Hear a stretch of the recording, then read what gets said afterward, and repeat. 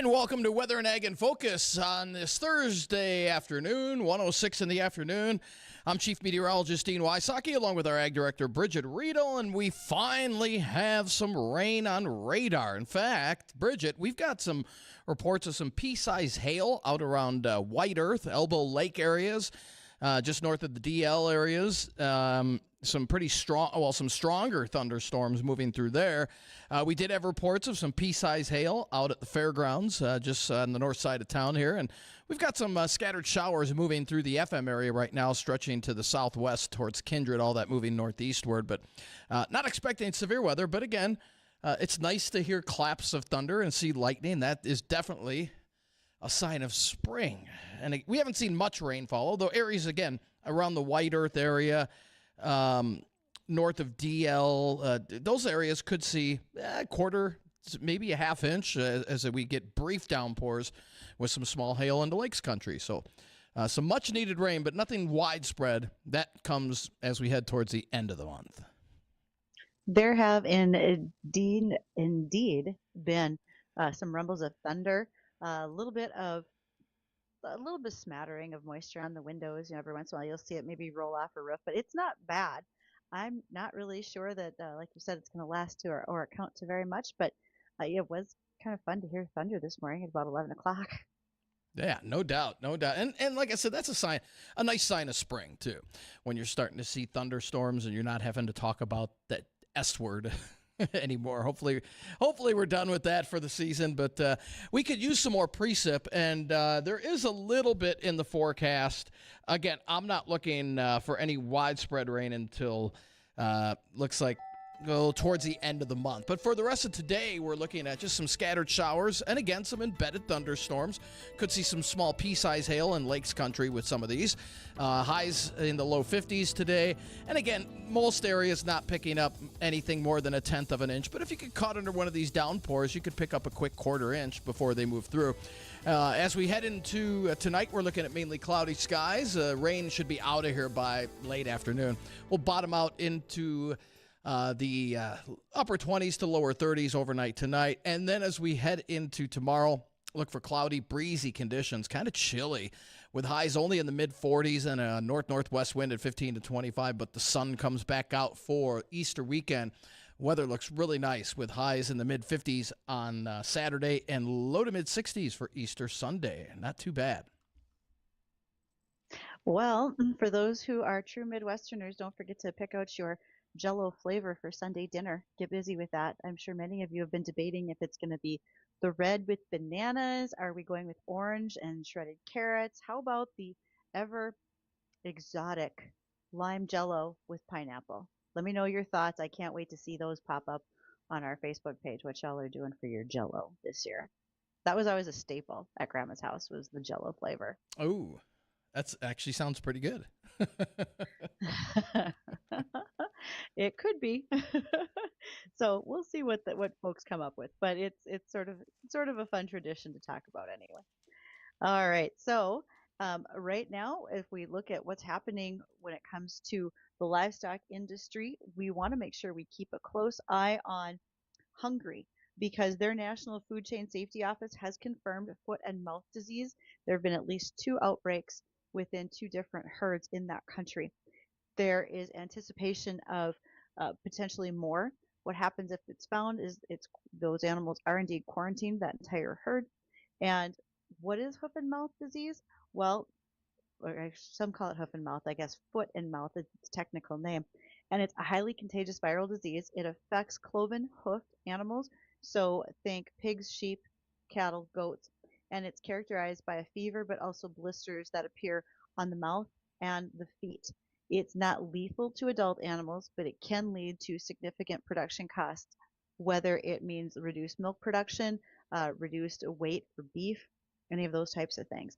And because of its high contagiousness, folks are very cautious about it creeping across borders into other countries as well. So in fact, the United States has been on high alert with the possibility that we could see FMD entering the United States. And it's not because we're worried as much that cattle could come in to the country and could cause infection across other herds. really the greater concern is the fact that people who are traveling would have FMD on their shoes and then bring that in, and it would get tracked out onto farms and ranches and could cause problems with the animals that way. So Ooh. there is FMD in Europe, and so we're going to keep a close eye on that to see what changes may occur because of it. Right, right. And we were briefly talking yesterday, Bridgette, about how the northern lights might be visible. There's a big storm eruption on the sun. And you sent me an interesting article. I was just reading that. Can this pose problems to farmers? And specifically, stating back on May 10th of last year, it led to an assumed $565 million in losses for Midwest crop producers. Okay, we're going to have to explain the background of what you're talking about there. Because Right. like you said, we touched on it briefly yesterday, but for those who missed out, what Dean is referring to is last year over Mother's Day. So it was May 10th, 2024. There was indeed a geomagnetic storm that occurred, and it led to a number of shutdowns for planters and other equipment because they were not able to set up their satellites due to the geomagnetic storm. And so estimated damages, as you mentioned, Dean, have come in that neighborhood of $565 million. So why? Why would you say that that much was lost? Well, because producers were unable to plant, it maybe threw them off on their planting. Maybe they were duplicating rows or overlaps, that type of thing. So when farmers get frustrated with their technology, usually it's something you can take care of on your own. You Turn can't it off. space in this matter, right. so to speak. You could just turn off the GPS, couldn't you? For some equipment, but Okay. there is some that will not move without its connection. Okay. So it just depends on what you have. You know, Okay. older stuff, sure, turn it off and go. Sure. Newer things, Not so always. much. No.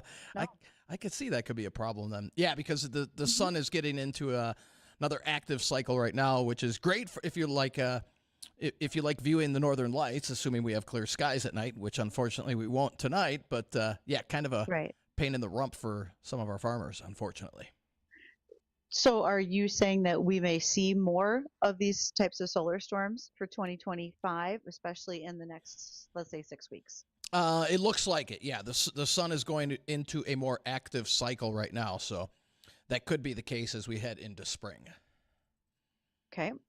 Well, we're going to hope that everyone has made adjustments for that this year. I do remember one of my younger farmers kind of laughing and saying, you know what, I think I'm just going to have my dad come out because he knows how to do this without markers so we can figure out exactly what needs to be taken care of. So maybe he'll get the chance to do that again. Perfect. Bring dad out of retirement, so to speak. Oh, man. Okay, so a couple other things. I got a notice from the Farmhouse Fraternity up at NDSU. They have a philanthropy project that they do every year. And this was at the end of March. They had their annual fish fry. Doesn't sound like that big a deal. Okay, a bunch of guys frying up fish, but they do it on behalf of the Leukemia and Lymphoma Society. And with the support of 23 business sponsors, and they had 300 attendees, they were able to donate over $10,000 to the Leukemia and Lymphoma Society. They started this philanthropy project together actually at a national level back in 2008, and they did it because one of their undergraduates and then soon to be alumni, John Romine, who was from Purdue, was in fact being treated for Hodgkin's lymphoma, and he felt that a national organization like the Farmhouse Fraternity could in fact help. Now, John's legacy lives on through the fraternity's commitment to helping the U.S. Society, again, the Lymphoma and Leukemia Society, fight blood cancers. And so NDSU's chapter of Farmhouse has 44 members. There are over 800 alumni out of that chapter. And congratulations to them for raising over $10,000 to donate after having their fish fry later on in March this year. So it was pretty neat to see those guys step up and take on a project like that. That's cool. That's cool. Yeah, they do a really great job over there. Okay, so one other thing to keep in mind, it's calving season. And with that, sometimes you can get broken legs. And not in you, but in your calves. That can happen when calves are crowded in with mother cows because some of the times those mama cows, they aren't really paying that much attention. They're sort of big and bulky, and a calf can get stepped on, especially if the moms are up next to a feed bunk and trying to eat, and calves are trying to worm their way in there just to stay close to mom. There can be mud or ice, maybe not ice this year, but calves can slip, they can break that leg. And so, believe it or not, depending on the type of fracture, you can cast the animal. A lot of times you're going to use PVC that's cut lengthwise. You're going to put packing in there to prevent pressure sores or open wounds or anything like that. And you can wrap it up, keep that calf dry, keep them out of wet mud, all that type of thing to let that leg heal. If it is in fact a fracture I believe it's called a compound fracture, where it breaks open the skin and there's a chance for infection and so forth, definitely the time to call the vet. If you hadn't done it before on the other fracture, you're certainly going to want to do that now, because you may need to have that vet use anesthesia in order to settle that animal down while you are able to cast them. There may need to be stitches, those types of things. So most ranchers know what needs to be done when they see it, but I found it interesting in talking to others even earlier today. Broken legs are not something you necessarily think about in cattle, but yes, it does happen. And particularly right now, as we've talked earlier in the week, the value of livestock right now, particularly beef animals, pretty high. So you're going to want to protect that animal, especially if you're in a registered herd where your ROI on each one is much higher. So you're going to want your return on investment, that is. So you're going to want to make sure that you're taking care of those animals, because one, you care for them, you're their caretaker, and two, they are still your beef project enterprise where you're there to make money. So yes, broken legs can happen in calves. Hmm. Little question to answer. Okay. Interesting little tidbit. Well, more of those are going to happen today when our guest joins us, and that is Phil Kaspari. He is in Alaska. He's part of the Extension Service in Alaska. I found Phil through an article that I read in the Furrow magazine just about some of the things that are happening in farming. And Phil was kind enough to send us a pile of photos. We're going to go through some of those today. So if you haven't been able to tune into our live stream yet, you're going to want to do that. You can reach us on either YouTube or Facebook. You can follow WDAY Weather and Ag in Focus. That way you can see the photos that we're going to talk about that Phil sent us. You are also welcome to join the conversation by calling us on our JLA Insurance phone line, 701-293-9000. And I will, of course, take your emails, weather or ag at flaggedfamily.com. And lastly, Acres TV. Do your free subscription. Start watching all of the items that are on Netflix, or what we call the Netflix of agriculture, and that's Acres TV. We're going to check in with the markets at the American Ag Network, and when we return, we'll talk with Phil from the Alaska Extension Service.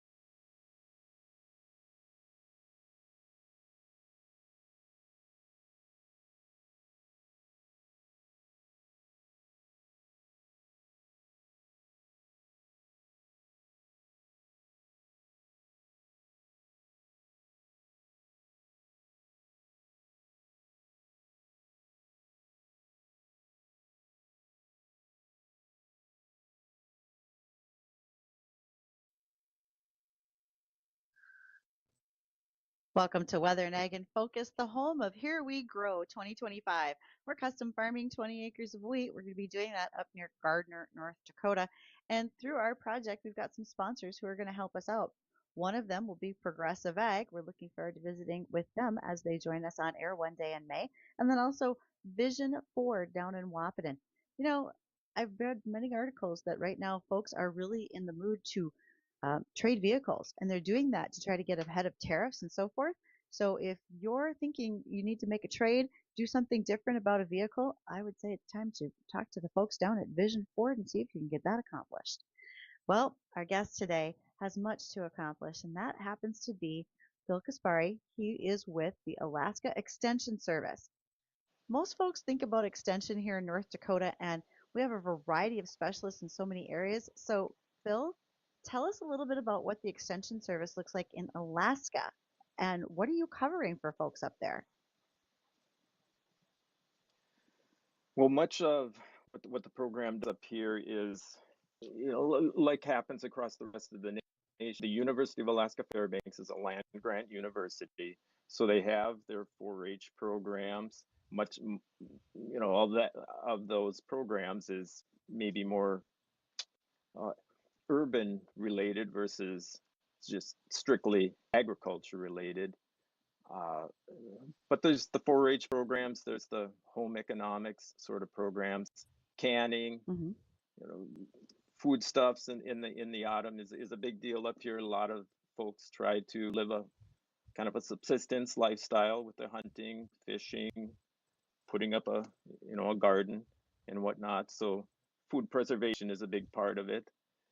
And as far as the agriculture extension goes, to be honest with you, I think I'm the only agriculture agent in the state with that title.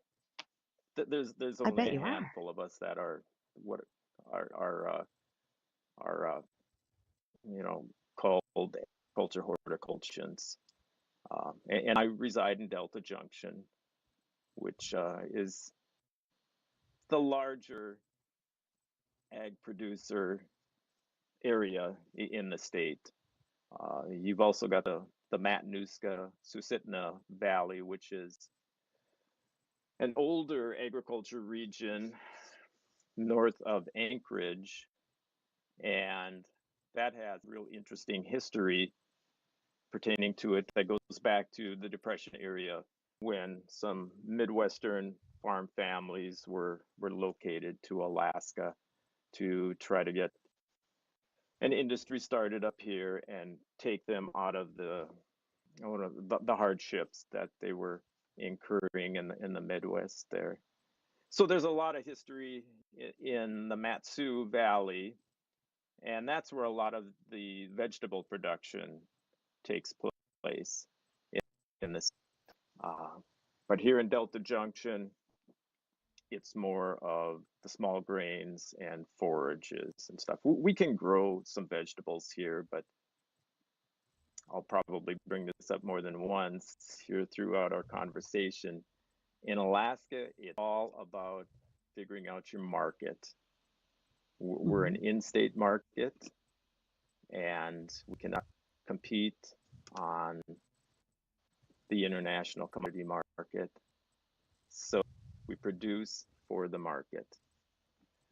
And we do compete with the Pacific Northwest. So when you think of things like potatoes and whatnot, a lot of those products are shipped up here quite inexpensively and often sold as a loss leader and whatnot. So, that limits production.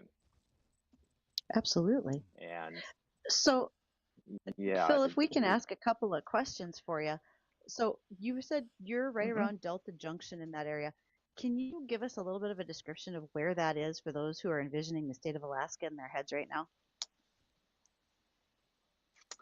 Sure, it's what we call the interior of Alaska, and Fairbanks is a much larger community. That's where the University of Alaska Fairbanks, of course, and that is just about the middle of the state, a little bit to the east, but as far as north-south goes, kind of the center of the state. And Delta Junction's about 100 miles southeast of Fairbanks. One of its claims to fame is it's the end of the Alaskan Highway. You know, a lot of people have heard about the Alaskan Highway and its importance at the end of World War II, you know, from a strategic perspective. And there's a military base right outside of Delta Junction that played a key role during World War II with the Lend-Lease Act and the ferrying of supplies and aircraft over to the Russian Far East. And so that air base continues to be there. There's an Army base there. Strategic Missile Defense is located there on Fort Greely. There's also the Cold Regions Test Center is part of that base out there. So a large military presence. But otherwise, it's very rural. The community of Delta is, I mean, the town itself, they figure is somewhere right around 1,000 residents.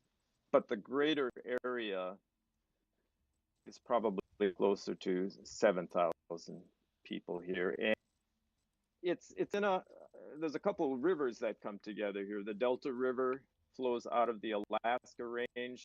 So that's coming from the southwest. And then the Tanana River flows more from the southeast. And there's mountains kind of on either side. We're in a valley here, quite a broad valley, and reasonably good soils for Alaska anyway, and relatively flat, you know, where we do the farming. Not as flat as the Red River Valley or something like that, but it's relatively flat. So, Bill, you've really set the stage for us as far as where you are, what things look like. But we have a plethora of questions. You know, what's the length of your growing season right around you at Delta Junction? You mentioned small grains, forages, some veggies, but we want to ask about livestock production. What's going on in that neighborhood as well? And there'll probably be quite a bit more that comes up. So stick with us. We want to touch on the news. And when we return, not only will we continue to talk with Bill Kaspari, he is a extension agent, one of the few in Alaska, but also with Phil, we want to make sure that everyone gets a chance to ask those questions that might be on their mind, and you can do that on the JLA insurance phone line, 701-293-9000.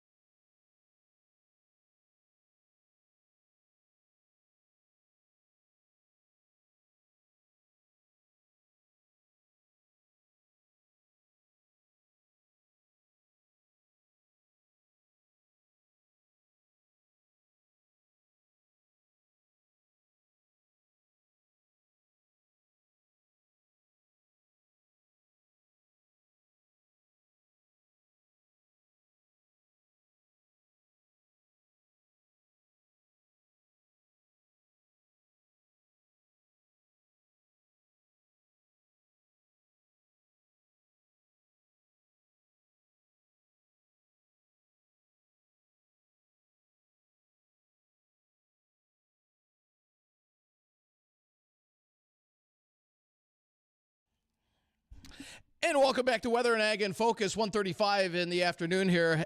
Wanted to pass along some hail reports we've been getting in from Lakes Country. Earlier, about 30 minutes ago, some pea-size hail in Detroit Lakes around the DL area. That has moved northward. Now we're getting reports of some pea-size hail north of Lake George, also in the Bemidji area. Those storms continue to race to the northeast. We'll be up around... areas northeast of Bemidji. Could be seeing some small hail here within the next 30 minutes. So keep an eye out for that. Nothing that's warned, no warned storms, but again, some pea-size hail with some heavy downpours into Lakes Country. So again, and most of that moving off to the north and east. And we're just seeing a few showers here in the FM area. Don't think we'll see any more hail reports around the FM area. So that's good news there. We could use the moisture, though. But just wanted to pass along those hail reports. If you're in Lakes Country, might want to keep an eye out for that. Move that car indoors if you can. Well, alrighty. Dean, you want to ask your question to our guest, Phil Kaspari, our extension agent in Alaska, who's on with us today? Yeah, Phil. So it's what kind of livestock are you raising up in the middle of Alaska there? Well, there are beef herds here, and they're generally across, either Galloway and Angus or some Hereford, Angus cross stuff. And beyond the beef animals, there's some small hog operations. And then certainly there are bison herds. I think there's 5 different bison herds, domestic bison herds, and a couple of elk operations, and a couple of yak producers. So we definitely have a diversification. Like many places in the country, we've got, and that picture that's up right now, that's a wild herd of bison. That is one of the banes, I will say, to trying to grain and forages in the Delta area is there is this herd of free-ranging bison, and they try to manage them to be around 325 head pre-calving, but they can do a tremendous amount of damage to a standing grain crop. Yeah. Interesting. And Phil, you as well. You had mentioned yaks. That's an animal you don't hear too much about. What's it like raising yaks up there?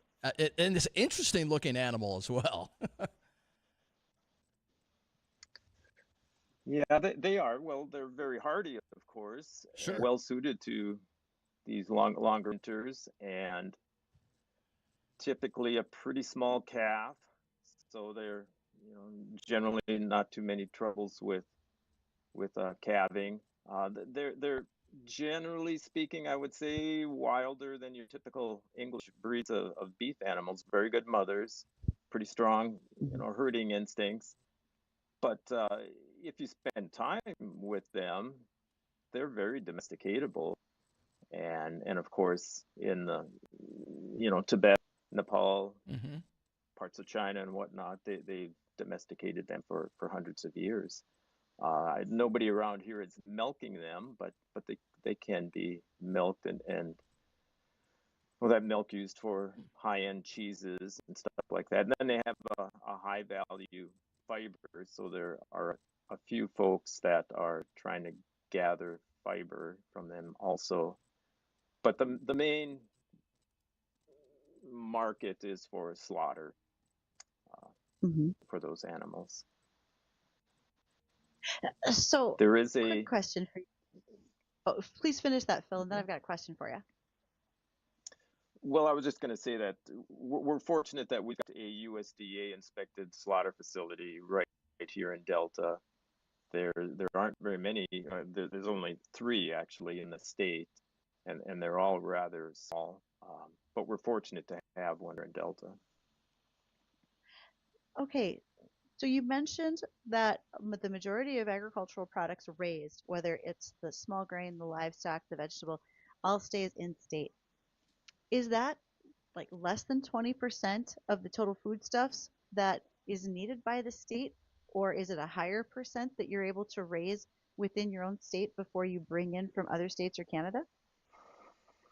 Yeah, the number that is used is we import 95% of the foods that are consumed here. So there's Okay. lots of opportunities for more production, but we're lacking infrastructure, processing. I Hmm. mentioned the slaughter facilities, but there's typically a waiting list to get into them, so that's a bit of a bottleneck. Vegetable processing is pretty much non-existent. So a lot of that infrastructure has yet to be developed, and that's kind of a function of critical mass, if you will, economics of scale. Hmm. But we're working towards that. Okay. So yes, And when you there's lots say, of room for growth. Mhm.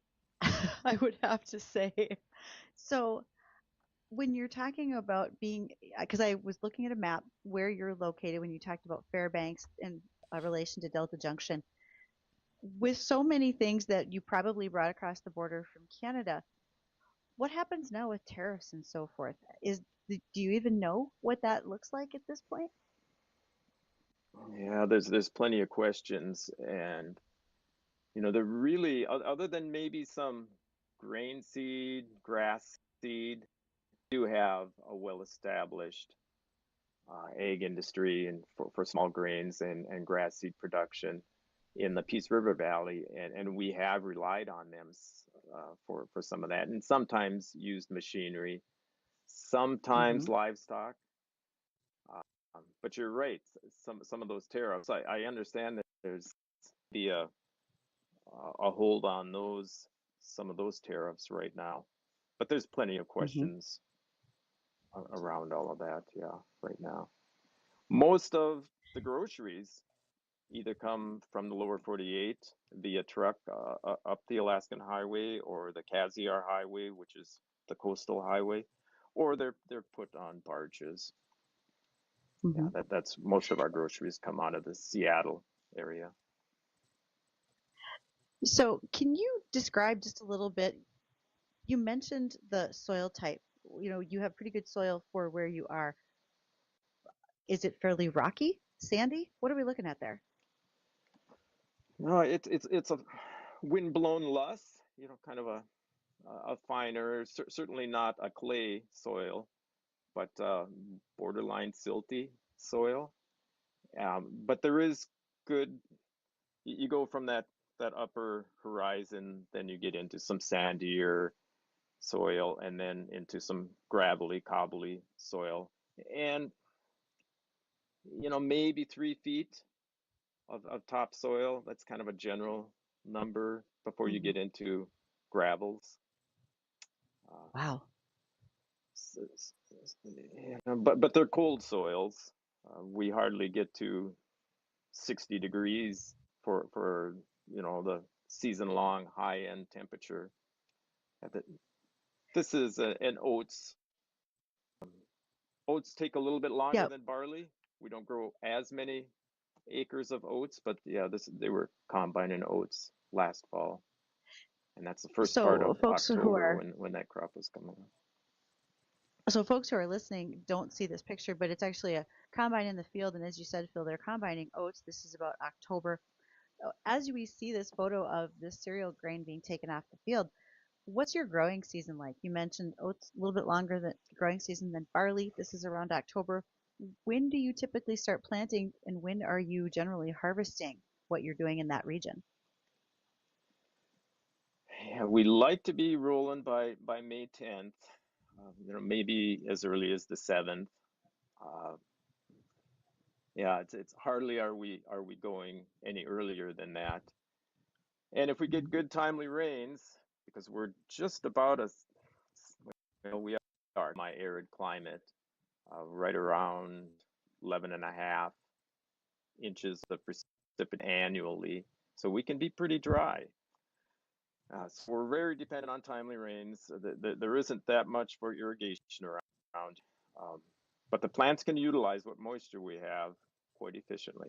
So, and then if we have a good growing season, we might be combining as early as the third week in August.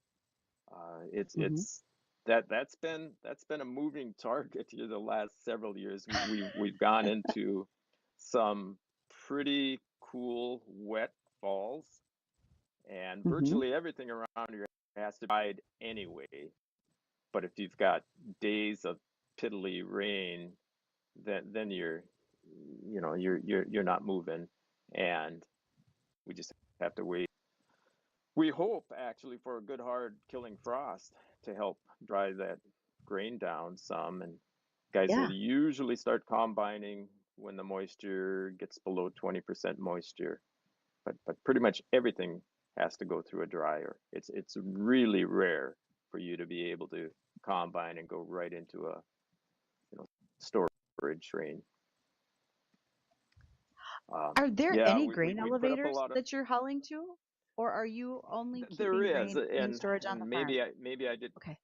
Yeah, there is a local elevator, and they have the highest capacity for drying there, but number of producers have their own drying storage. It makes sense for Okay. them as far away from the elevator as they are, and the fact that it's a pretty compressed season, you really have to have Hmm. your act together to get a crop in and get it out. Boy, no kidding. Uh, yeah, So, we can Phil, have frosts. I was just going to say we can have frosts just about any month of the summer, but it's typically typically we can expect no frost until like the third week in August, and then it's not unusual to get a killing frost then, and you're kind of hoping for that. But we've had frost sure. in July, right when the grain is flowering, and that'll upset the weights then, Yep. which and if you've got potatoes, they don't tolerate frosts very well, or other vegetables, so there's a risk, but that's not the norm. Usually we get, and our days are getting quite long now. I mean, we're over 15 hours of Hmm. daylight now, and in another month we're usually past that concern for frost. And Okay. once the frost has gone out of the soil, guys are trying to get after it and get the crop in. Phil, thank you so much for talking to us today, because I have no doubt that this was quite a learning lesson for so many people who never consider what it's like to farm in Alaska, just your weather and the climate. And folks, if you aren't able to watch right now, I'd suggest you strongly suggest anyway that you go back to our live stream later today, because you're going to want to see some of the pictures. There's a John Deere, or excuse me, there's a big Steiger here pulling a drill with mountains and snow in the background. So it is worth seeing the photos. Phil, thank you again for taking the time today. You're very welcome. Yeah. Thank you for the opportunity. Thanks, Phil. And when we come back, we'll take another quick look at what's on radar. There is finally some rain in the area. That, and we'll touch on a few ag topics coming up right after the break.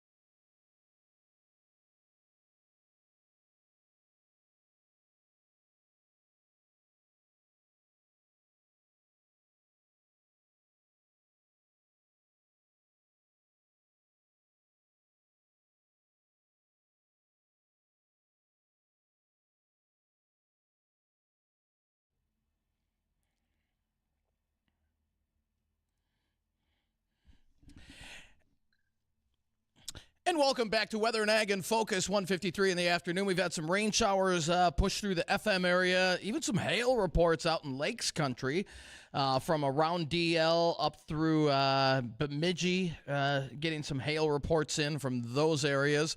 If you have any rainfall total reports you'd like to pass along to us, that would be great. We pass all that information along to the National Weather Service for their archives. Just shoot us an email, weather@flagfamily.com. Again, that's weather@flagfamily.com if you have any rainfall reports you'd like to chime in with. But here at the station, we've picked up about 1/10 of an inch. That's it. Boy, it seemed like a lot more when it was raining, but there's not much left. There is a little bit of rain shower activity now just around the Ulen area and just west of Ulen. Some of that coming down at a moderate clip. Could see some little pea-size hail within some of those thunder showers. And then there's a little bit more activity down to the southwest of the FM area between Davenport and Leonard, moving northeastward towards the FM area. So we'll be in and out of these showers for the next hour or so, and then things will move off to the east, leaving for a dry evening out there. But although we didn't get a lot of rain, Bridgette, boy, watch things really green up as that sun comes back out this weekend. So I think things are really going to start to green up across the area. I think that's what a lot of folks are looking forward to and planning for, the chance to catch up. We always think about a nice spring rainfall that sort of cleans everything up, washes the dirt off your grass, off your driveway, off of whatever. And so I think that's what folks are excited about, is seeing just that little bit of rainfall, cleans everything up, really starts to feel like spring is here. If you haven't already started to see the tulips and the rhubarb, you will. That's going to be coming pretty quickly to all of our areas, gardens, yards, and so forth. So it'll be coming. One of the things that Phil we didn't get a chance to talk about with him was just some of the vegetable production that he had, and he showed he had sent some pictures that Addis and I were able to see beforehand. There's some pretty giant vegetables, but when you're getting well over 15 hours of daylight, I can see why that's happening. Daytime temperatures. There's just so many different questions we could ask, but we have a limited amount of time. And I just appreciate when folks from other areas of our country are more than willing to talk about their agriculture. And when you think about it, we've covered a lot of states. Now we've had Alaska. We've talked to folks raising pineapple in Hawaii, and I think there'll just be more to come. So you just never know what people we might come across that have an interesting story to tell about where they're farming or raising livestock. Right. And, like you said, it's such a short growing season up there as well. It's, man. I can't wait to post some of the pictures Phil sent to our Facebook page for Weather and Ag in Focus, because there are pictures with equipment in the field and there's all these snowy white-capped mountains in the background. Isn't that cool looking? Wild. I know. Yeah, that is not what you were expecting to see. We don't really get that here. Right. So one of the things we are going to be able to get, though, is the rural firefighters are delivering agriculture safety and health. It's called RF-. It is a program that now is adding its first full-time trainer. They're able to do this with the help of the CHS Foundation and the Upper Midwest Ag Safety and Health Center. So what this is doing is combining farming with rescue and emergency preparedness so that there is someone focused specifically on rural and agricultural areas when it comes to emergency, safety, hazard reductions, that type of thing. The RF- program is in its 9th year. It covers 16 states and 5 Canadian provinces. And the program really has been there to help train more first responders. So many of our small towns, our first responders are definitely volunteers. And many of them are able to go to fire schools in their states. Often those deal with a lot more urban areas or maybe car accidents. We don't always think about the farm side of it. Well, what this new preparedness officer is going to be able to do is talk about custom grain harvesting, grain handling. We talk about bin entrapments quite often here. Also, there will be discussions along the lines of confined spaces, how to handle fires and emergencies that involve livestock, and so much more. So if you are a volunteer fire department and you're interested in visiting with the RF- folks, you can always drop me an email, ag@flagfamily.com, and I'll connect you with them as soon as I can. Well, and that'll do it for Weather and Ag in Focus for this afternoon. Don't go anywhere. The Jay Thomas Show is coming up next.